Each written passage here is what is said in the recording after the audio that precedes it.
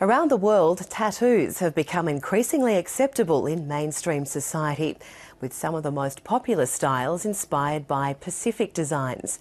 But for many years, the earliest records of traditional Polynesian tattoos have been hidden away in museums and libraries. Now, as these institutions digitise their collections, the original body art of the Pacific is being revealed. Liam Cochrane reports.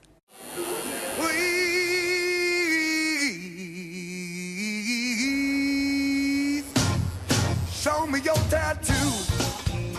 What was once a statement of tribalism or rebellion is now an increasingly common sight on people of all ages and backgrounds. Tattoos are also enjoying a revival in the Pacific, where in some places they fell out of favour when Christianity took root. The act of tattooing was a way of marking a person's role in a community and their own story, with unique symbols painstakingly etched using sharpened bone. Tricia Allen is an American-born cultural anthropologist turned tattoo artist. Polynesian tattoo has really caught on worldwide, and for the most part, the indigenous artists and people don't have an issue with that as long as people aren't copying verbatim. It's certainly been influential everywhere, not only here in Australia, but Europe especially. When the early European explorers sailed into the Pacific, they sketched some of the ornately decorated people they came across. These illustrations provide historians and tattoo artists with the best record of traditional designs. There's plenty of material from Hawaii and the Moccasin Islands, part of French Polynesia, but hardly anything from some other islands.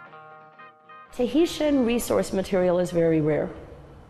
There's very few illustrations. There's a lot of written documentation, but it's locked away in rare museum collections and vaults, places like the Mitchell Library, which has a fantastic collection. So sometimes what the islanders have access to is extremely limited, and they wind up reviving styles that truly are not their own. As well as being a much sought-after tattooist at exhibitions like this one in Melbourne, Tricia Allen also trawls the world's libraries and museums, researching the history of Polynesian tattooing. A breakthrough came during a trip to Australia earlier this year. Staying at a friend's house who was an art history teacher and looking through some of his books, discussing drawings with him, and I realized, Mitchell Library's here. Guess where we're going tomorrow? The Mitchell Library in Sydney holds one of the world's best collections of documents relating to the Pacific. That night we're 3 o'clock in the morning looking up, do they have any Arago?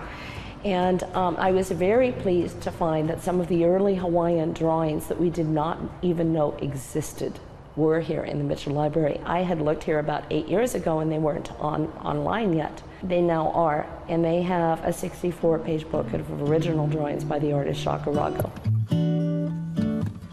This is an album made by a man called Jacques Arago, who was a draftsman or an artist on a French expedition of exploration that was travelling throughout the Pacific between sort of 1817 and 1820 or so.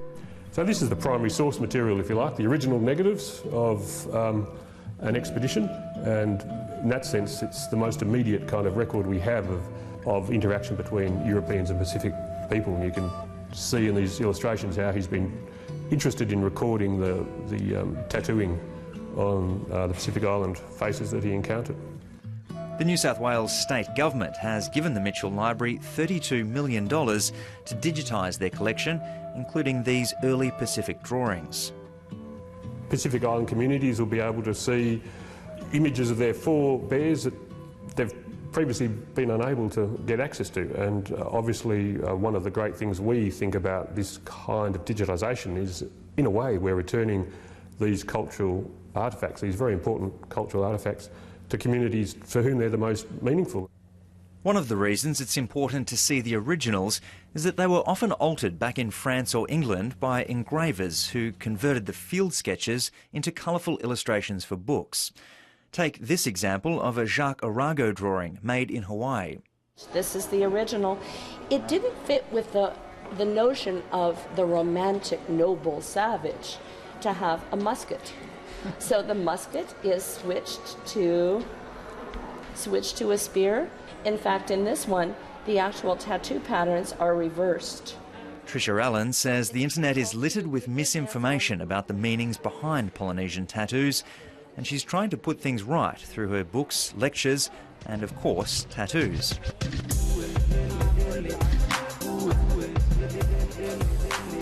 These days, an electric needle is the preferred device in most cases. But for those who do want the traditional tapping method, the sharpened bone has been replaced by stainless steel tips for better hygiene. When it comes to the study of Pacific tattoos, there's no missing masterpiece, no Rosetta Stone. It's a matter of putting the pieces together from around the world. You'd expect that as more time passes, more information is lost. And fortunately, that's not the case. What's happening is we're finding more and more. As the museums and libraries do get their collections online and digitized. So there really is a lot of information accessible. And I guess that's the Rosetta Stone, is knowing how to use these collections in libraries and getting in there and getting access. And then it takes, someone like me or whoever to republish the material and make it accessible to the Indigenous people, ideally. It's their culture and they do have the right to have their hands on it.